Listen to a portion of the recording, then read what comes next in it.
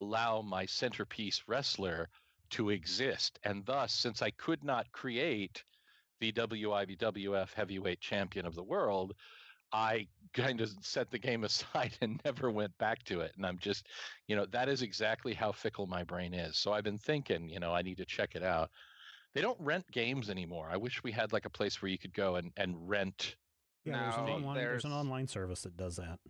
Yeah, but that's online. Plus, it's contentious. People aren't super crazy about that right now. I mean, they do. You can. I think GameFly is still a thing. Yeah, that's it. Yeah, GameFly. Yeah. But you have to. You can't be like, I want to play this now. You have to like sign on, get a subscription, and go through all that process. I'm still getting used to having to have an always-on internet connection to play the games. Yeah, that's weird to me. Yeah, some games are definitely like that. It's like you can't do literally anything in Overwatch unless you're plugged in. Mm-hmm. Yeah. So, and I use the same cable for podcasting that I use to connect to the PS4.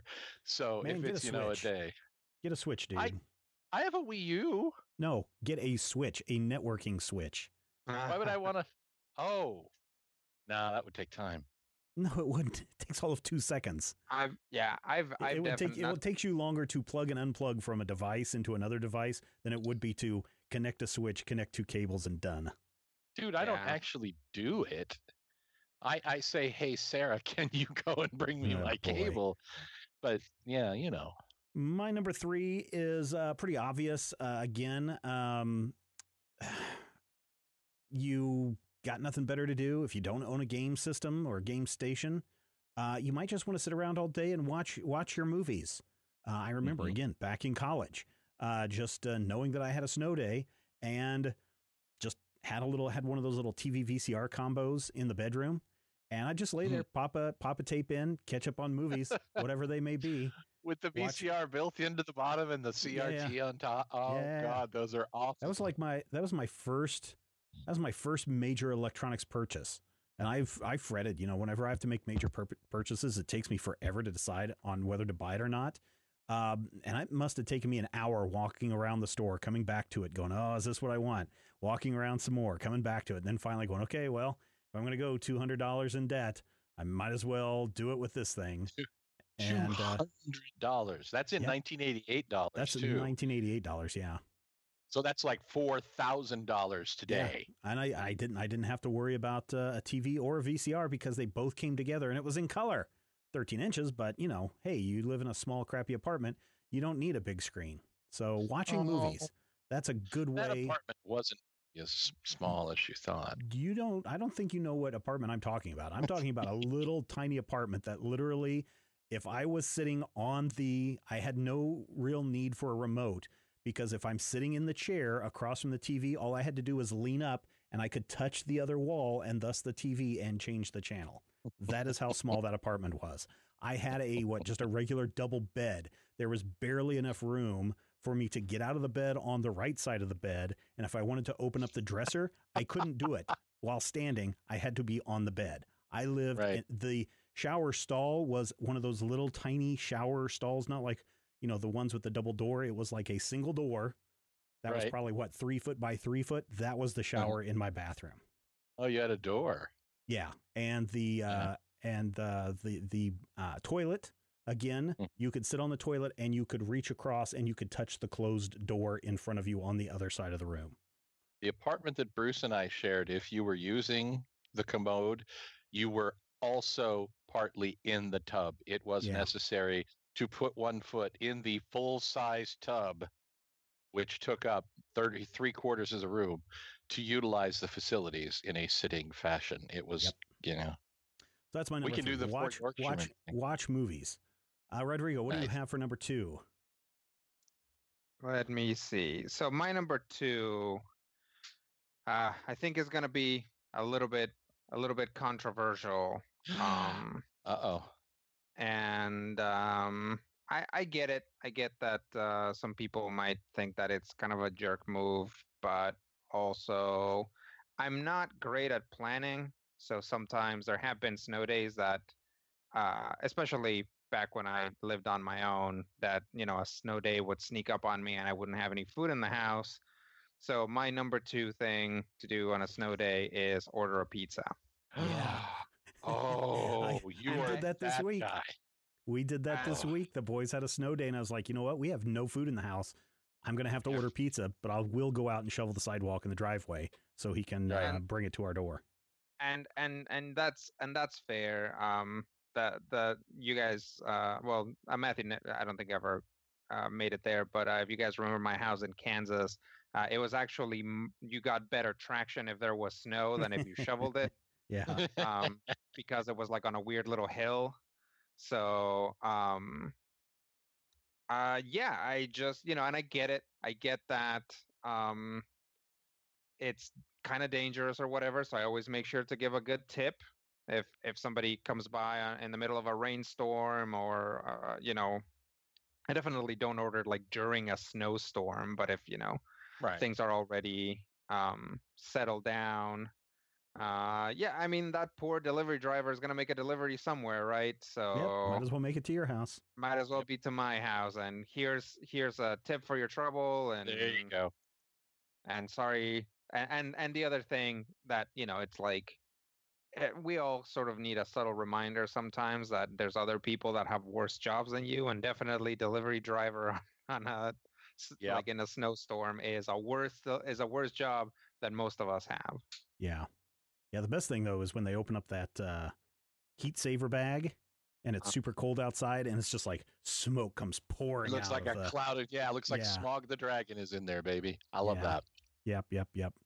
My number 2 is related to my number 3 in that the very first time I had a snow day in college, I got up in the morning and I went outside and I was like, oh, there's snow all over my steps. I will take a few moments and get the snow off the steps and the sidewalk, and then I will walk to class. And so it's, I got an 8 o'clock in the morning class, so I'm walking. Sidewalks aren't clean, but it snowed really hard last night, so maybe they haven't gotten around to it. I don't mind. Walk. Get up to the school, and it's like, the parking lot is empty. That's weird. I wonder what's going on. I will walk over to my friend Kathy's house, who lives across from campus on another part of town. So I walk over to her house and I go knocking on the door. And she comes to the door in her robe and she's like, what are you doing? Why are you up this early? I'm like, what's going on? And she's like, school was canceled, dork. And I'm like, oh, really? And she's like, yeah. And she goes, you want to come inside and warm up? I'm like, no, I'm already out here. I might as well walk back home. So I walk another, 6 blocks back home. In like literally almost just below the knee-deep snow in places. Wow. So my number two thing to do on a snow day is go for a walk.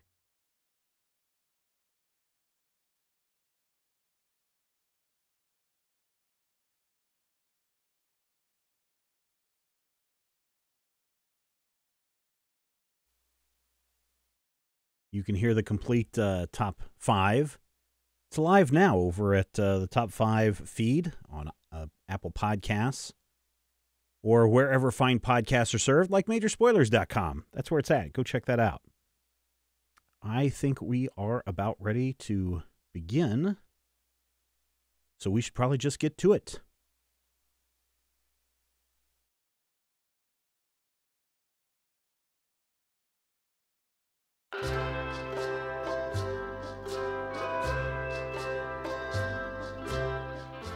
Finally, Friday is being brought to you this week by Major Spoilers VIP and Patreon members from around the world. You enjoy our shows, want to see them continue, and even add more fun projects to the lineup, head over to patreon.com/majorspoilers. Well, happy Friday, everyone. It was so good to see you. It's National Pizza Day. I screwed that up, right? I should have said, no matter how you slice it, today is National Pizza Day. Waka waka. How are you doing on this Friday? I hope you're doing well. Got a lot to talk about. I solicited some topics that we could talk about earlier today on Twitter. And follow me on Twitter at Major Spoilers. Jarmo is there. Nicholas is there. And I also have the Twitch channel open. if you have something to say or you want to share your thoughts there.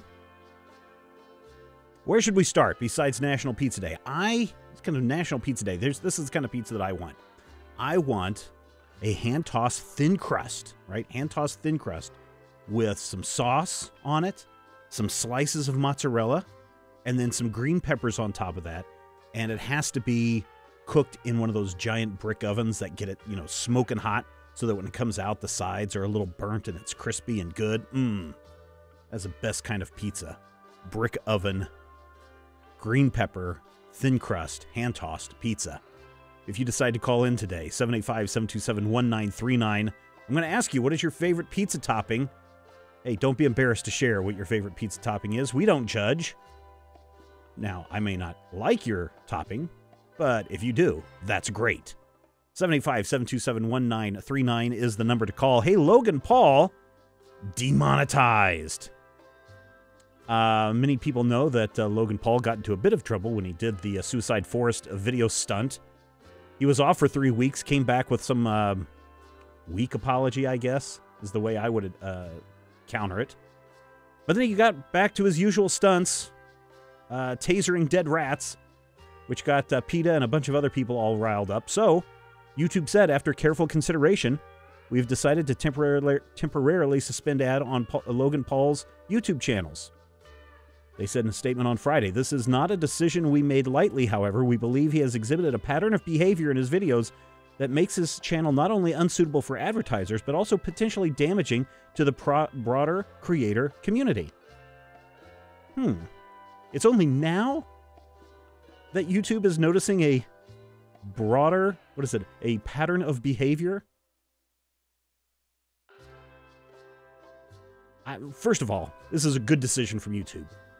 For those of you that don't remember, Logan Paul was a YouTube premier YouTube Red partner. That is gone. He's no longer part of the reality show, and now he's getting demonetized. So that's a really good deal for YouTube.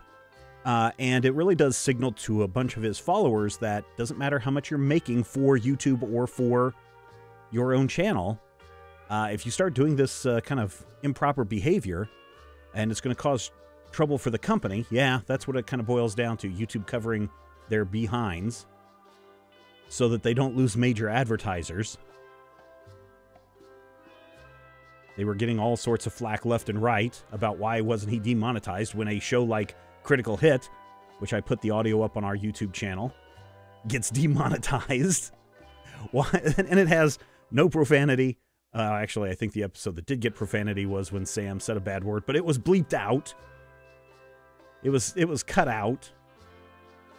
And there's no graphic violence, none of that, and is demonetized. And then someone like Logan Paul was continuing to make millions of dollars off of that. No more. Or at least not for now, says YouTube. There was no word on how long this temporary suspension was going to last. But I sincerely hope that this decision signals, I don't know what to call them, the Tide Pod Eater generation, or that group of people that think doing jackass stunts on YouTube is a great way to get noticed and get recognized and make lots of money.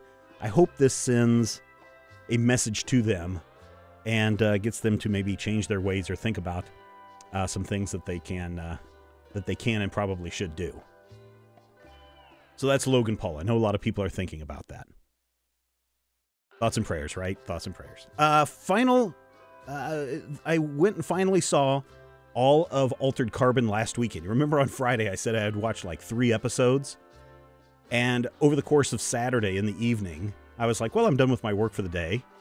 I'm going to sit and watch the last 5 hours or whatever of Altered Carbon. And oh my goodness, that show is really, really good. I mean, I was like really amazed at how good it was when we talked last week. But the thing that I love the most about Altered Carbon is the fact that they really use that Chekhov's gun process, right? So everything, you may think that it's really kind of not important, these little trivial facts that they're throwing out there to kind of what appear to be fill in the gaps of what's going on in this world, to do some world building type stuff. All of it is super, super important when it comes to the final reveal in the last episode or two and how it all comes together. And it's a great sci-fi detective story. So if you get a chance to watch Altered Carbon, I would highly recommend that you do so. One word of warning, though. And again, some people don't care about nudity. I don't care about nudity. I think that nudity is appropriate where nudity, should be when it's appropriate. Lots of full frontal nudity. In fact, there is probably a 10-minute sequence in one of the episodes where it is a naked woman fighting with swords with another woman. And, when you got that much skin exposed, someone's going to get cut. Just giving you a little bit of word of warning on that. But Altered Carbon, wow, I was blown away by how good that show was. And I kind of really want to watch it again, except there's all sorts of other stuff that is currently up on Netflix and Hulu and Amazon Prime. I just started, because I'm kind of in that mode, I started Philip K. Dick's Electric Dreams. And that was fascinating. I watched 2 episodes of that. The second episode was not as good as the first, only because I had kind of figured out what the twist was, like within the first 20 minutes. Actually, I don't know how long each episode is. But some good sci-fi stuff there. Definitely you can feel where Philip K. Dick's, he's influencing everything because it's based on his books. But I was impressed by the 2 episodes that I saw of Electric Dreams, and I'm going to continue to watch it. It's really that good. Nicholas says, I'm now super excited that there are top 5 expresses. How about again? We used to have years ago Top 5 Express. That was done by Bruce Otter. And he did that for, I want to say, a year or so. And then he got busy with life, I think. And so then it's been a while. It's been a couple of years since we've had a Top 5 Express. And now Dan, the board game man, is going to be doing Top 5 Express on alternating weeks. So essentially you're getting Top 5, 4 times a month. Alternating weeks with myself and other people who want to join me. And then those fill-in weeks with Dan, the board game man, talking about games and other stuff. So there you go. Nicholas also says, I like New York style thin crust, onions and peppers. Agree with the brick oven. Yes. Referring to the Logan Paul thing, Jarmo says, those type of guys create their own type of crowd that feeds more and more from that sort of stuff. And I agree with you. But here's the danger, right? We're in this time now, and I'm just as at fault of this as a lot of other people are, where it's so easy to have your child just have an iPad because they can learn on it, they can read on it, they can watch videos on it, they can play games. It's really kind of a nice little piece of technology that they can use to improve their minds. And beyond the good genes that my wife has provided into my children, I also think that my son's abilities to go and look on an iPad to watch YouTube videos and play games about things that they're interested in, like the planets, or my youngest is really interested in carnivorous plants right now, that is a really big tool, a useful tool. But it also allows them to watch YouTube videos, and the youngest is on YouTube Kids, which, has had its own problems. And I've commented before how much I hate Hobby Kids TV. But at least it showed my youngest son, what toys were out there, what was good, what was bad, even though it did it in a terribly annoying way. My oldest, though, he's into Minecraft videos, and he likes watching people do soccer things, and he watches, what's his name, the guy that does the weird experiments online. The King of Random, that's his name, the King of Random. And he likes watching those. As far as I can tell, he does not watch Logan Paul or his ilk, okay? Occasionally, we'll be sitting at the table and I'll hear some bad words coming out of a video that he's watching. I'm like, what are you watching? He tells me what it is, and I'm like, listen, you know the rule. Bad language, inappropriate content, you're not supposed to watch it. And he will turn it off, and he'll find something else to watch or do or whatever. I did ask him the other day. I said, do you watch Logan Paul? And he's like, no. And he probably didn't even know who Logan Paul is, although I have a feeling he probably does know who Logan Paul is. But I asked him what he thought about people who do those kinds of stunts. And he's like, well, I think they're kind of dumb. I think they're kind of dangerous and someone's going to get hurt. And I'm like, okay, so at least he's got a good head on his shoulders. But then the other day, he said, oh man, I cannot wait until I turn 13. And I was like, oh, why can't you wait until you're 13? And he goes, because then I can get social media. And I'm like, no, not if your parents say you can't get it. And he's like, oh, and I'm also going to be doing YouTube videos. And I'm like, what kind of YouTube videos are you going to do? Oh, you know, gaming and that stuff. And I'm like, oh boy, got to be real careful with that kid in the next couple of years, because I really think, though, with the young generation, and again, it's partly parenting to blame, but also partly this perception of what celebrity is, right? And so we sit here and we're like, oh, wow, I want to be just like Logan Paul, or I want to be just like Kim Kardashian, or I want to be just like somebody they see on a reality TV show. And so they see those people doing their lifestyle in those little 5 to 15 to 30-minute chunks, and they think that that is everything about their life. They don't see, just like you at home, don't see the area outside of this box. You don't see the cups on the floor or the messy pile of 3D prints just outside a frame. You don't see my horribly messy desk. But you sit here and you think, oh, well, there's a guy who's got some cool statues back there, and he's got a hat and all these cool things. He must have it easy. Believe me, I don't have it easy. And I would imagine that, unfortunately, that a lot of people who do videos think that they have to be an act just like the people that they see on television or YouTube or wherever it may be. And a lot of those people are young and impressionable. And so, as Jarmo said, it does encourage people to do that. That's why I'm calling them the Tide Pod crowd. But I think that there are a lot more smarter people than there are dumb people in the world. And the smart people are the ones not making YouTube videos of throwing shopping carts off of 5-story buildings to see where they land and what happens next, and then giggling and tasering rats and going into the suicide forest. So that's enough about Logan Paul. Oh, not this Friday, not this upcoming Sunday, but the Sunday after that, February 18th, I will be at Planet Comic-Con at Bartle Hall in Kansas City. I'm only going up on Sunday, so if you're like, hey, Steven, you want to hook up on Saturday nights? I'm not even going to be in town on Saturday night when that event is going on in full force. So I'm going to come in on Sunday. I'll be traveling the show floor, but I'm also going to be on a panel with Jason Inman and Ashley Victoria Robinson. They will be doing a Geek History Lesson live episode. If you go up to the Planet Comic-Con, I think it's got the listing of what the title of the panel is. Should be a lot of fun. I don't know if there are any other guests scheduled to appear on the panel, but Jason, Ashley, and I will all be on there, and I think the topic is going to be very lively and very engaging, and if you want to go see a live taping of that, Jason's actually going to be there all 3 days, and I think Ashley is going to be there all 3 days as well. They do have a panel. They'll have some Jupiter Jet stuff there. Jason is co-hosting and moderating a bunch of panels at the Planet Comic-Con. You can follow him on Twitter or check out his YouTube channel, JAWIIN. But I'll be there. I believe our panel starts at 1:30 p.m. Sunday afternoon, February 18th, Planet Comic-Con, Bartle Hall, Kansas City.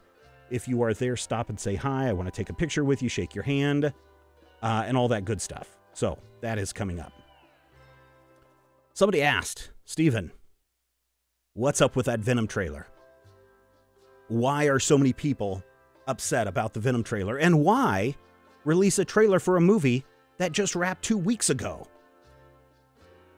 Well, I have some theories behind all of this. Of course, nothing is written in stone, but just based on things that I've seen and based on things that I know. Venom production was delayed like twice, if I'm not mistaken. One point it was delayed and pushed back to September 1st, and then it was delayed and pushed back until October 23rd, which is when production began. And production just wrapped literally 2 weeks ago, so the end of January. So that's 3 months, October, November, December, plus a week or two in January to make up for that holiday schedule. And that's pretty good. That's about 3 months is about what you expect for a big movie.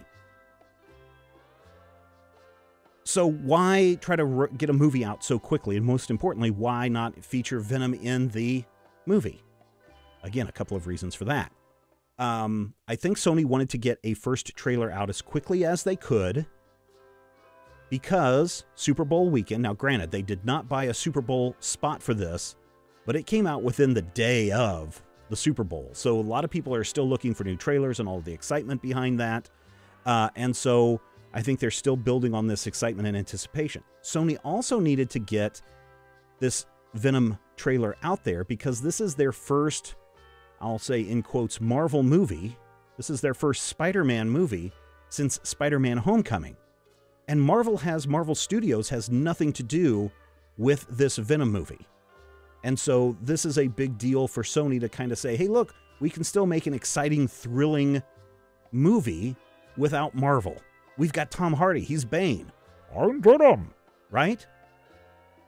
So Sony needed to prove things. And they also need to start building up that hype engine because this movie is supposed to be released on October 5th of this year. So in less than a year, that's the other kind of cool thing about this. In less than a year, Sony has gone from production to editing to release. And I think that's going to be big for their bottom line. If they, if investors get a hint that Sony is faltering, if people don't know what's going on with this Venom movie and Sony is slipping around and release dates get pushed back, investors are going to start pulling out. Sony had a really good year in this last, we don't know the fourth quarter returns, but in third quarter returns of 2017, they really made a good amount of money. So they were riding pretty high on that, but they don't want to lose that steam. And so they needed to get that, that trailer out. I guess the question I still have is why wasn't the commercial released during the Super Bowl? I mean, it is a teaser trailer. Granted, this teaser trailer was a lot longer than some of the other teaser trailers that we saw during the Super Bowl. We're going to be talking about Super Bowl ads here in just a moment.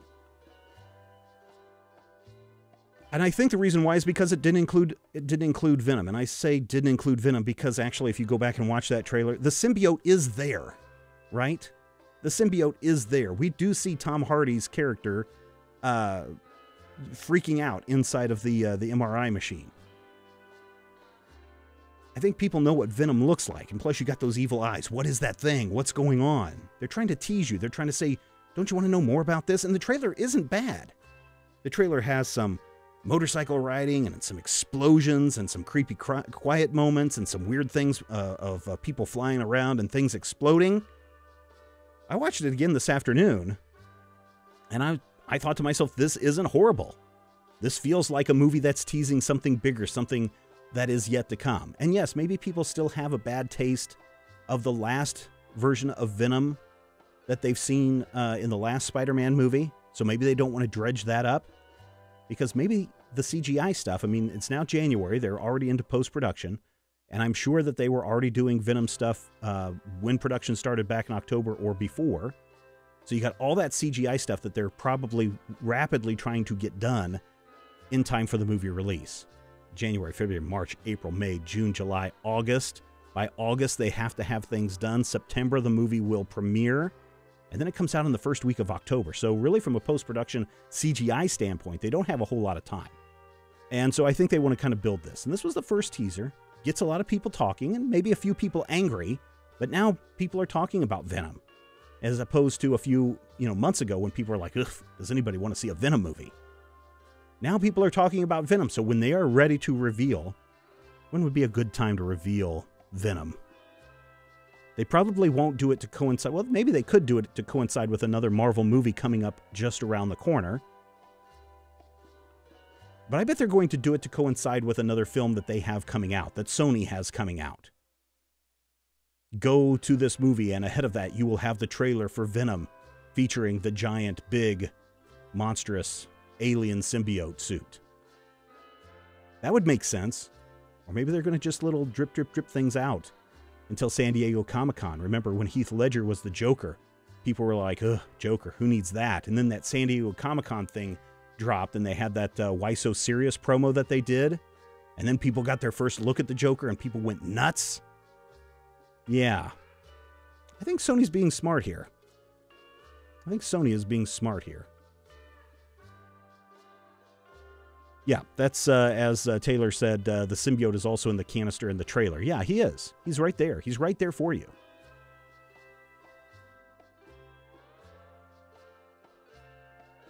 Legion Clubhouse news. We've already announced that Legion Clubhouse is coming back for a 3rd season. Matthew and I have already recorded 2 episodes for that. We are just waiting right now for Jason Inman's time to free up so he can record the voiceovers. He won't be able to do that until after Planet Comic-Con. So it looks like, if everything goes well, your 3rd season of the Legion Clubhouse will return on March 1st of this year. Pretty excited about that. But I will warn you, oh man, the first episode back, I get pretty salty towards a creator, where I'm done with this guy. This guy is the worst creator ever. The worst person ever kind of thing. And then in the second episode, if you know what books we're reading and what's coming up, there's this whole weird religious connotation that runs through an episode that I'm just like, wow, didn't see that coming. So be on the lookout. Legion Clubhouse, Season 3, right now on my scheduled to return on March 1st. So I say March 1st, and I really probably should double check that, because is March 1st a Friday? I think what's going to happen, I've got a lot of balls up in the air right now. March 1st is a Thursday. Maybe get it done in time for Thursday. But right now in our release schedule, I'll probably come out on the 2nd then. 1st, 2nd, whatever. We have stuff that comes out on Monday. We have Geek History Lesson, Munchkin Land. Tuesday night, Wednesday morning is the Major Spoilers podcast. Sunday we have Wayne's Comics podcast. We have Critical Hit comes out late Friday, early Saturday morning. Thursday / Friday is when we have the top 5. So we need another day of that week to slot the Legion Clubhouse in. So we will be getting to that very soon. So let's go to the phone lines. Hi, who's this? Hey, Bill, how are you? I'm glad you called.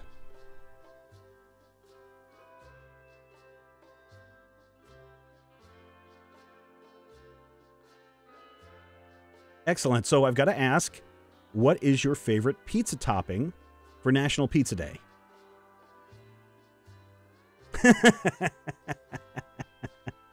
Yeah. Yeah. Okay.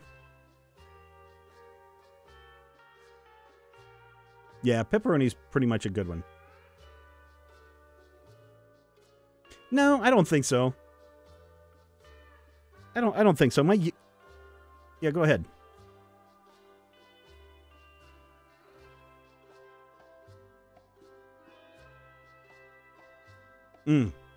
Mm-hmm.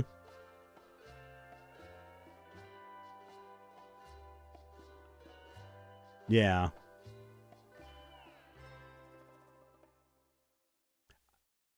Yeah, I do enjoy the pepperoni, but man, as I get older, the heartburn becomes a big problem with spicy pepperoni. My youngest son just loves pepperoni, and I'm a big fan of, like I said earlier, just a green pepper on a pizza is just perfect for me.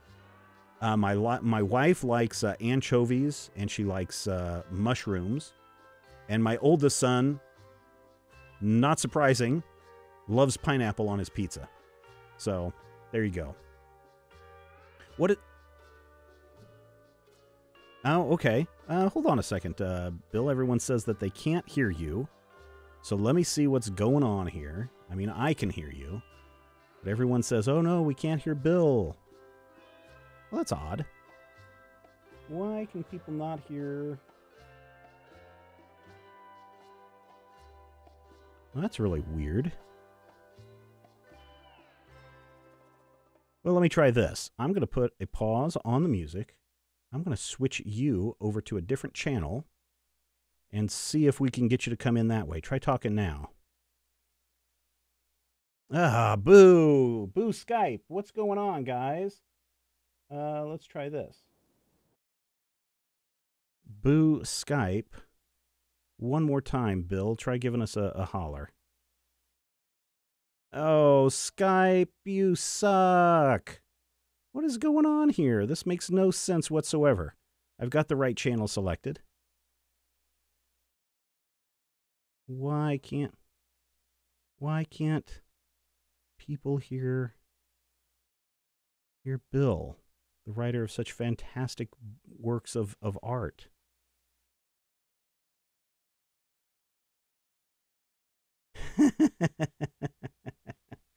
Oh man, this is horrible. Why I've been having some problems with my microphone lately, and I was working with that earlier, and I did a test of Skype. Skype, what the heck? Now Skype doesn't want to work, or maybe it's I don't know. I don't know what's going on. I guess I have to.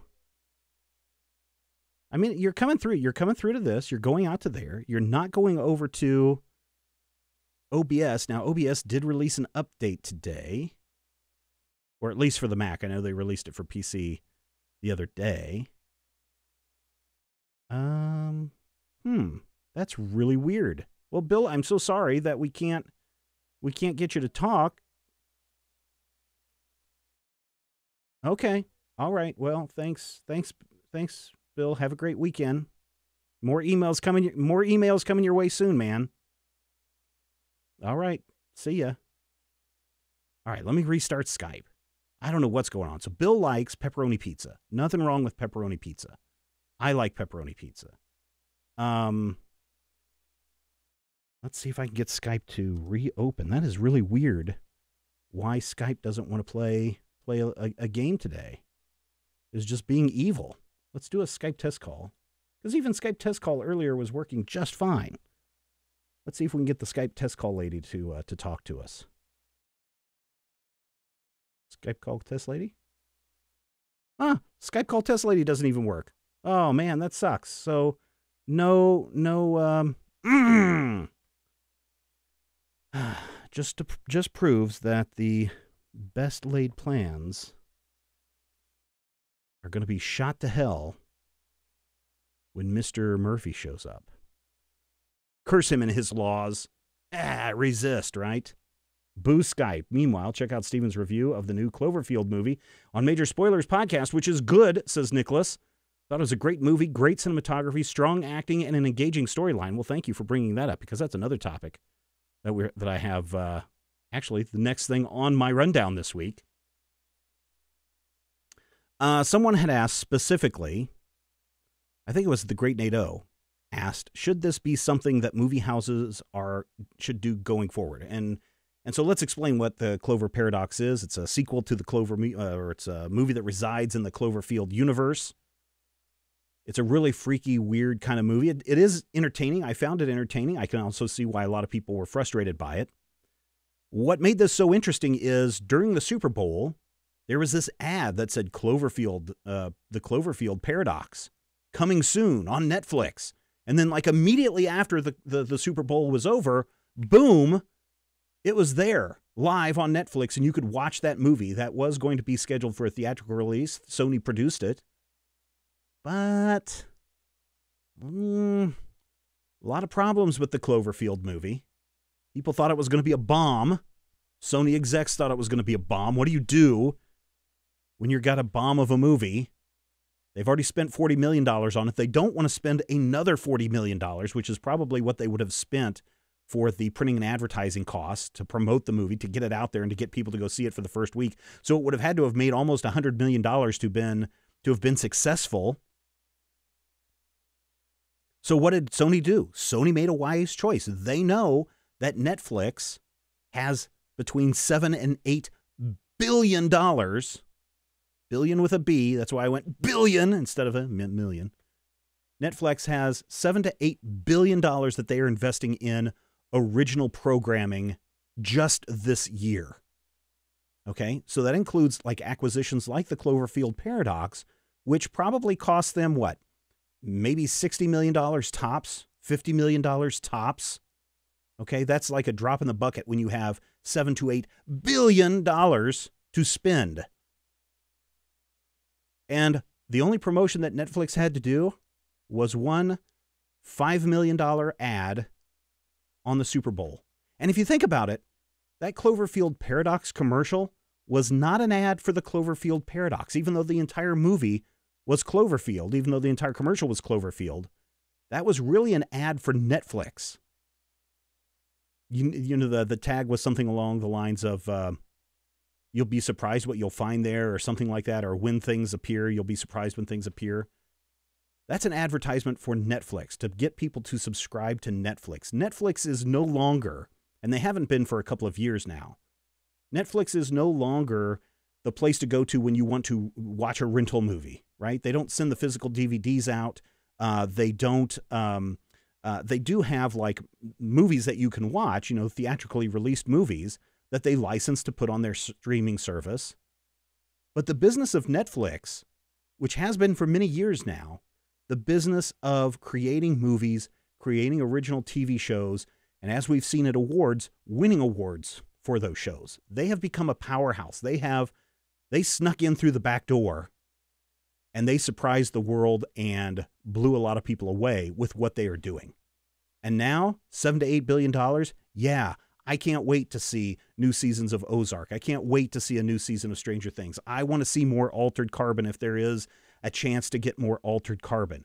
Cloverfield Paradox, it was a great diversion for a few hours, right? But ultimately, Netflix made the smartest move in buying the Cloverfield Paradox from Sony, who probably would have either shelved it or taken a massive loss, which is what they don't want to do. Actually, it's not Sony that did that. Is it Paramount Pictures that did the Cloverfield Paradox? Paramount made this wise decision to sell it off before they had to take a loss, which would have affected their bottom line.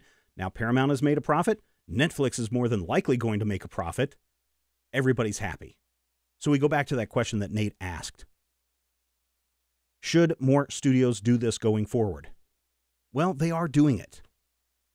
They are doing it. More studios are realizing that the Netflix model is the way that they can avoid all the publicity fees that they have to shell out. I mean, they have to shell out some fees. And that's why you have Disney and Warner Brothers and so many other people launching their own streaming services, because it's working for Netflix. That's why when Warner Brothers DC streaming service launches, Teen Titans, or was it called Titans, the live-action Teen Titans series, and the Teen Titans Season 3 are going to be the first projects launched. People already know about it through media like Majorspoilers.com and through shows like Finally Friday and the Major Spoilers podcast. So when the DC streaming service launches, people are going to line up for it. CW Seed gets a lot of promo stuff from the Vixen animated series, from the Ray series. It's not as good, but it's free, right? Even CBS with their CBS All Access Star Trek thing. People are talking about that left and right. I guarantee you people are going to start subscribing to that when they know what else is on that service that is new original content. Whoever's making the new content, who's ever making it easily accessible, and price has to do a lot with it. We should talk about that another time. Because something I've been mentioning over the last couple of years is, if everybody's launching a streaming service and you want to get access to the Star Trek show, the Titans show, the new season of Stranger Things, the Game of Thrones or whatever HBO comes up with next, the Watchmen series that they have planned, getting all those as a la carte apps, streaming services, you're going to be paying more than if you had just bought your cable system full price, all access HD, full price on your cable system. So it's also going to make these owners of streaming services, and Disney is going to be a powerhouse with this. It's also going to be really important that these streaming services have something that is worth my $10 or $15 a month. Because if there's not, man, it's so easy for me not to watch this first season of Star Trek because I don't want to pay $9.99 for one show that is being released weekly. So Cloverfield Paradox. It's interesting. It's interesting. J. Michael T. says, thank you so much for turning me on to the Ozarks. That's a great show. It really is a great show. I really want to see the second season of that. Nicholas says, I still have to see Stranger Things Season 2. I've talked about it. I don't want to spoil too much, but if you are a fan of the Aliens franchise, the season 2 will be, boy, right up your alley. Jarmo says, I won't pay for a dozen streaming different services. $100+ a month is way too much for TV where I come from, in Germany. I'd happily pay $30 for one or $10 for each for 10 different ones. I think, do you mean like individual shows? That's why I like, why I buy a lot of shows on iTunes. You know, I could subscribe to, let's say, this DC show. Let's say that they want to put the, well, let me find a better example here. Because I can't think of one that has it on streaming and also has it on, you know, streaming on their own original service and then also has it as an iTunes option. I don't have, so here's a good example. I don't have Stars. I don't have Stars in our cable package. It's not even offered as any tier, right? So if I want to watch the Bruce Campbell Ash versus Evil Dead, then I would have to pay for the Stars streaming package, right? And that's going to be week after week after week in order to get those new shows. Or I could just wait and it's going to come out on iTunes about a month or two after the season wraps. And for $24, I can buy the entire season as opposed to spending $9.99 for 6 months, which would be $36, right? $9.99 for 6, no, that'd be $54. Math, kids, math. Instead of paying $54, I'm paying about half that to just wait a few months and be inconvenienced a little bit. I'm really hoping that Star Trek Discovery does something with that, with their, you know, CBS does something like that with a release where it's like, hey, you didn't see the first season, that's okay, we're going to release it for $25 on iTunes. I'd pay for that as opposed to the whatever the cost they're doing now for essentially a year's worth of service. Makes a lot more sense for me. I'm sorry, Jarmo. Jarmo is in Finland, sorry. But same currency and close to the same income level, so there you go. People have been asking for a la carte cable forever. Is this one way to get it done? It is. It totally is, except the reason why we have, you know, cable packages is because someone like Disney goes to your local cable provider and they say, look, you want ESPN, you want ABC, you want the Disney Channel, Disney Kids. If you want all of that, you have to also pay. You also have to take on this other channel, whatever it may be. Let's call it ESPN the Ocho, right? You also have to take ESPN the Ocho. And the cable company's like, nobody in our community wants ESPN the Ocho. And Disney's like, well, that's our package. And so then that becomes a bundle that then gets passed on to the consumer, because then in addition to paying for that fee, the cable providers also have to pay that their own cable tax to Disney to have all of those programs, which then get passed on to you. And really, when it boils down to it, it's about maybe a buck or two per customer, right? Per channel. And so you get every month you get charged $2 to get that complete ESPN the Ocho, ABC, all the Disney stuff, right? I'm being super broad on this, so please don't get nitpicky and say, well, that's not actually how it works. This is the broad way that it works, okay? Shut up. But what ends up happening is, in a town of my size or a town of your size, they have, 90% of the population that is doing that. 90% of, let's just say 30,000 people paying $2 a month. That's $60,000 a month times 12. That's what, 720,000 a year, okay, that they make, times all the communities that they have cable deals with. If they did it by a la carte, they'd have to increase those fees considerably, right? Instead of $1 or $2, every channel that you'd want, you'd probably have to be paying $15 or $20 for, because in order for ESPN the Ocho to survive, they have to make that expensive enough for enough subscribers to cover their costs. And so it probably would be close to $20 if you were doing a la carte per channel. Is really honestly probably what it would be. So a streaming service, cord cutters, that's where you're kind of ending up. You're paying that $9 a month, which seems to be the right balance point, although Netflix did just increase their price. You're paying that $9 a month, and there's enough people interested in paying the $9 a month that it covers all your costs. and again, as I explained, if you're doing that 9 times every channel that you watch, that'd be $100, $200 a month that you're paying for all those streaming services, which we will probably end up paying. $200 a month times 12 times 1 million people. You can do the math. For the consumer, it's a really bad deal. For the Disneys and the Netflix and the WBs and the CW Seeds and the CBS's All Accesses, man, it's a time to be making lots and lots of money. Speaking of money,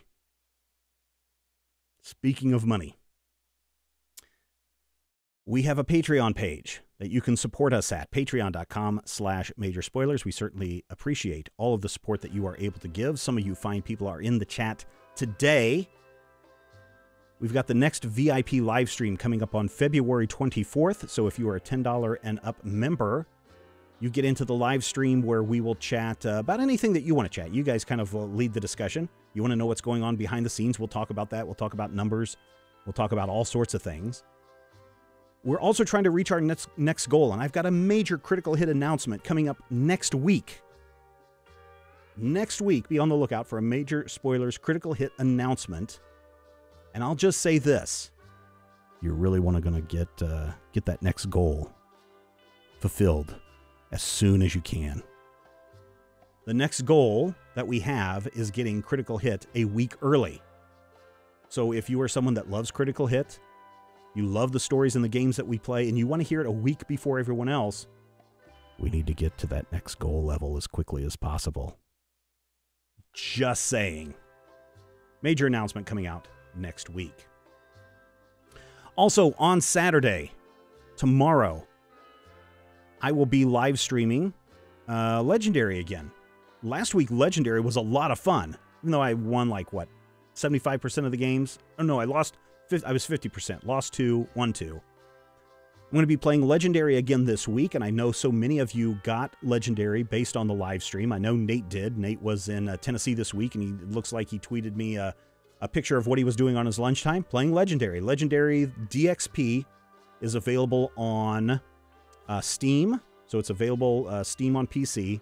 It is available on the iOS devices like the iPad, which is what I'm playing on. It's also available now on Android. All of this launched on January 24th. I'm going to be playing another couple of games of Legendary tomorrow, 10:30 a.m. Central Time, right here on our YouTube streaming channel and on our Twitch channel, twitch.tv/Major Spoilers. This week I'm going to see if I can't get some of you to join in a game. I don't know quite how that works because I've never had friends to play Legendary DXP with before. But look for me. It's just my last name, Schleicher. I got in early on that game. Many of you know that. Look for me at Schleicher, and let's see if we can't play a game together tomorrow during the live stream, 10:30 a.m. Central Time.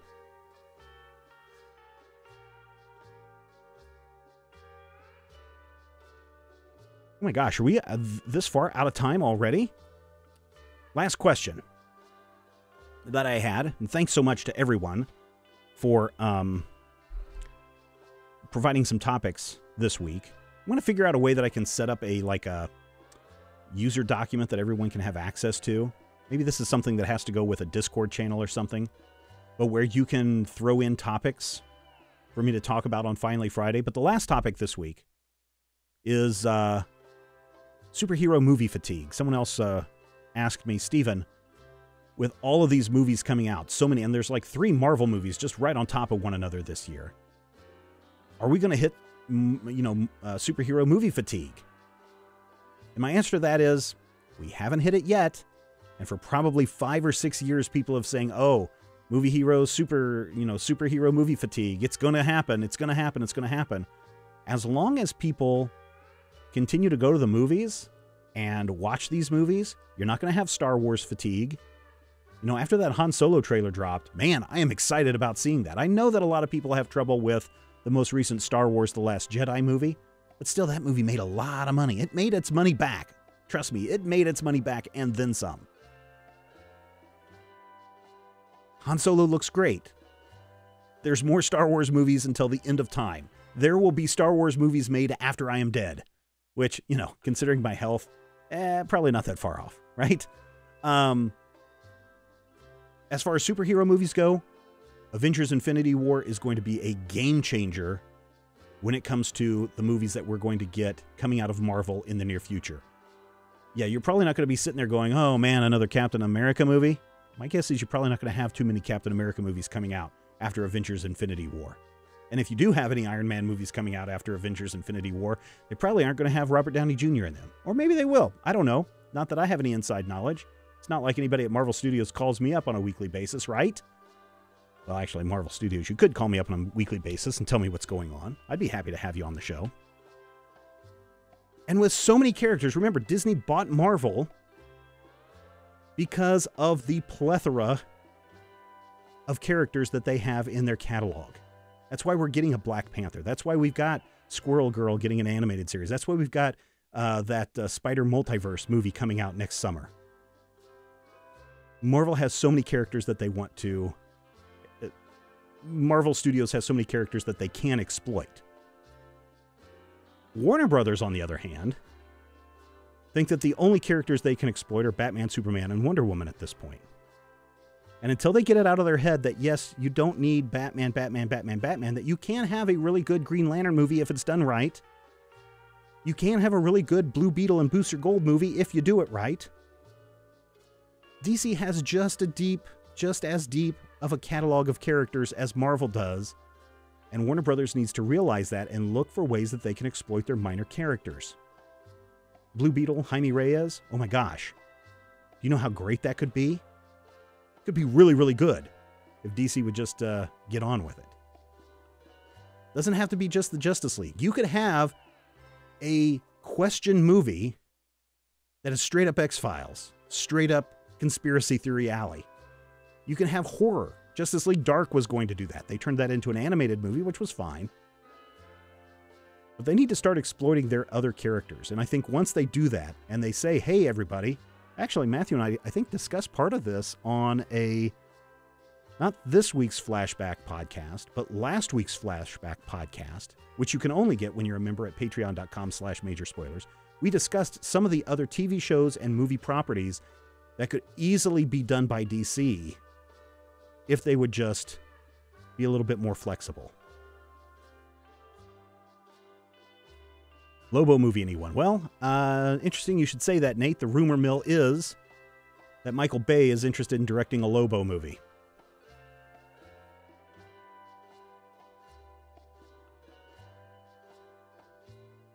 Jarmo says, sooner or later we will probably get some fatigue, but it's not going to be a total crash and burn kind of thing. That's the other thing to remember. Now, this particular question is superhero fatigue as opposed to comic book movie fatigue, because there are so many comic books that have yet to be utilized. I mentioned last week, what is it, Berlin Babylon or Babylon Berlin, which is now a brand new series at Netflix, based on a book, which then got adapted into a comic book. Comic book is available on the store shelves. I watched the first episode of that. Haven't been back to it because I was so engrossed by Altered Carbon.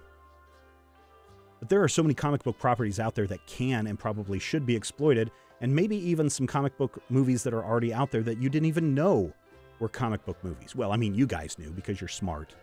You're smart spoilerites. So superhero fatigue, not going to happen anytime soon.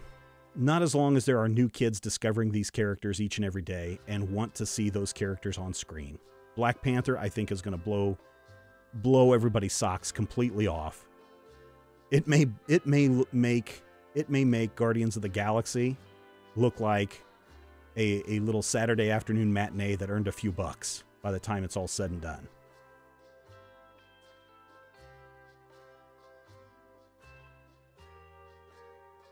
Let's see. Jarbo says comic publishers can't sell anything without a few main characters, but movie studio marketing muscle can get Squirrel Girl as many sales as Batman. Of course.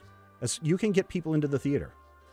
Diversify, spread out, find that niche market. If you have to, create an original series with Netflix. Right? Create a it doesn't have to be the CW Arrowverse. We're seeing how great Black Lightning is, and it's not even part of the CW Arrowverse. For now, it's not. Look at how well Supergirl did on her first season at CBS. Now, CBS was stupid to get rid of it, but that's CBS. But yeah, let's do it. Let's do it. Look at how well Daredevil did. Look at how well Daredevil and Jessica Jones and Luke Cage did with Netflix and Marvel. Spread that stuff out. Spread that stuff out.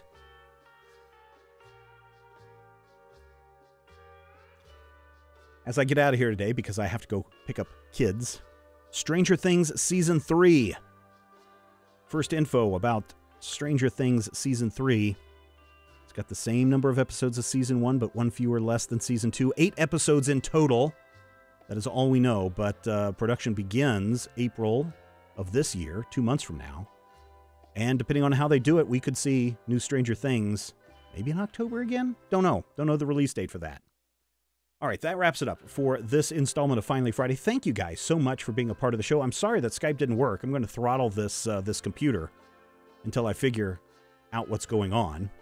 I promise you we will have this working next week. I will be here next week. I will be at the Kansas City Planet Comic-Con, Bartle Hall on, February 18th, 1:30 p.m. on the Geek History Lesson panel.